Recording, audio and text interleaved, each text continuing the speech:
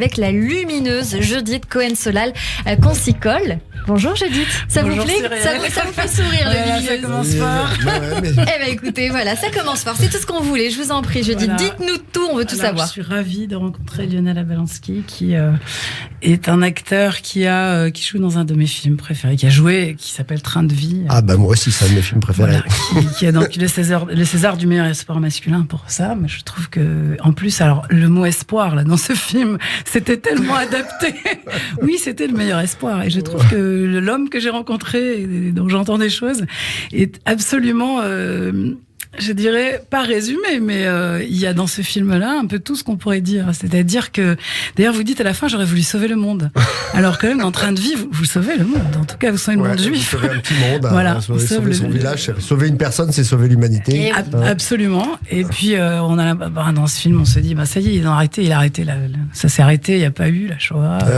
Voilà, il y a un énorme espoir. Et à la fois, on sait que c'est pas vrai. Donc, c'est pas une histoire fausse. Je sais qu'il y a eu des critiques par rapport à ce film et la question de la fiction, de la Shoah dans la fiction. Mais moi, je trouve que c'est extraordinaire parce que c'est à la fois, ça raconte tout le projet de la destruction et à la fois le fait que quand on est juif, on garde tout le temps l'espoir, tout le temps. Et je trouve ça, je vais faire le lien avec quand vous avez parlé du fait que vous apprenez la guitare depuis 40 ans et vous dites, moi, je fais encore des progrès. Oui, encore des progrès à faire. Que ça fait 40 ans, je suis en progrès. Et c'est tellement magnifique. Et c'est tellement plein d'autodérision. Et puis, alors l'autodérision, c'est sûr, mais c'est tellement, c'est une histoire juive, vraiment. On est toujours en progrès, il y a toujours quelque chose à parfaire, c'est jamais fini, et donc ça permet de garder une jeunesse. Toujours, qu'est-ce que c'est être jeune ? C'est penser qu'on a toujours des choses à apprendre, à parfaire, et je trouve que ça vous représentez ça vraiment très bien. Il y a ce côté un peu triste. Là, vous avez dit que vous aimez écouter la musique. Vous avez défini les chansons de Radiohead, c'est des chansons tristes. Donc, ça explique tout, en fait. On aime les chansons tristes. Oui, on aime les chansons tristes. Voilà. Donc, il y a de la nostalgie et à la fois cette idée qu'on peut toujours s'en sortir. Moi, je trouve que, alors, par dérision ou pas, mais parce que je fais toujours des petits liens avec le texte, avec l'histoire juive, la Bible. Je trouve que vous avez un côté Moïse. Pourquoi ? Oui, parce que vous entraînez le peuple derrière vous, mais parce qu'au début, on veut pas. Non, mais ça vous ressemble. C'est-à-dire, il se saute un peu, là, il veut pas, mais il voudrait bien sauver le monde. Ouais. Bon, finalement, il sauve, mais il reste quand même à la porte, parce il va pas rentrer en Israël. Donc, dans tous les cas, il a fait un dur labeur, mais essentiel, évidemment. Et il est là, il est en devenir, parce qu'il pourrait. D'ailleurs, c'est tellement ça qu'il y a une histoire du Talmud qui raconte qui revient, qu'on le retrouve dans une classe avec des élèves qui étudient le Talmud. Il dit qu'il comprend rien.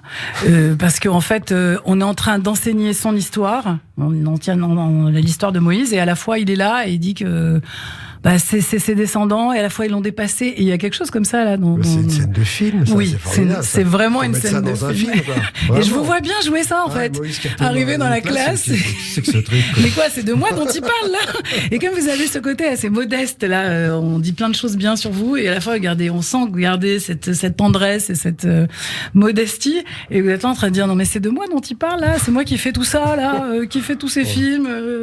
Voilà, je trouve le moment aussi très très sympathique dans cet échange, c'est cette idée là de rencontre pour ce qui concernait le projet juif arabe, l'histoire du conflit israélo-palestinien, et ce que vous racontez de la rencontre qui a lieu, on vous voit bien comme ça, et puis à la fois très ancré vous êtes un vrai juif ashkénaze quand même, le hareng, la tristesse, la nostalgie, l'humour, le décalé, et puis j'ai devant moi l'affiche là de cette pièce Ami. Je disais, quand on était hors antenne, qu'il y avait un côté quand même très SOS racisme. Là, il y a un juif, un arabe, une noire. On fait la mixité est au rendez-vous, voilà. C'est vrai. C'est fait vraiment la mixité. Donc, dans la rencontre, c'est très ancré dans une identité et à la fois très ouvert dans la rencontre. Je trouve que voilà. Il y a le côté tendre. Je trouve que la tendresse, ça vous va bien. Et puis, ce côté de dire que, l'acte dont vous êtes honteux, c'est que vous avez menti. Bon, c'est quand même. Ouais, j'ai menti pour garder la face. Quand on sait que Moïse aussi s'est fait avoir sur une histoire comme ça parce qu'il n'est pas rentré en Israël. Enfin, une des interprétations, n'est-ce pas, qui dit que il a fait une petite erreur là. Il a tapé sur le rocher au lieu de lui parler, et bam, on l'a attrapé. Il a un petit peu. Il n'a pas cru vraiment à un moment donné. Et hop. Alors je trouve qu'il y a vraiment quelque chose. Vous dites d'ailleurs que l'engagement c'est d'être sincère. Et puis, alors ce côté, alors, c'est vraiment le côté tendre. Elle vous dit quel est l'acteur avec qui vous aimeriez jouer, quel acteur vous aimeriez rencontrer. Et vous dites non, mais je veux pas faire de la peine. Moi.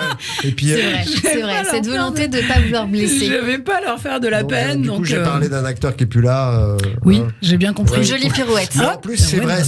Pour le coup, c'est vrai. C'est-à-dire que j'étais très impressionné de le rencontrer et de lier un truc avec, voilà, de créer un truc avec lui. Voilà, et on finira avec ça. C'est quand même le sens de la transmission. Donc, on sent que vous êtes dans la transmission et dans l'ouverture, et à la fois cette idée que vous êtes inspiré d'autres gens avant vous. Donc, voilà, je vous souhaite vraiment une bonne route, parce qu'on a vraiment l'impression qu'il y a tellement de choses encore devant vous. J'ai rien appris. Merci beaucoup, Judith Cohen-Solal, notre psychanalyste du lundi sur Radio G, et rendez-vous bien sûr lundi prochain.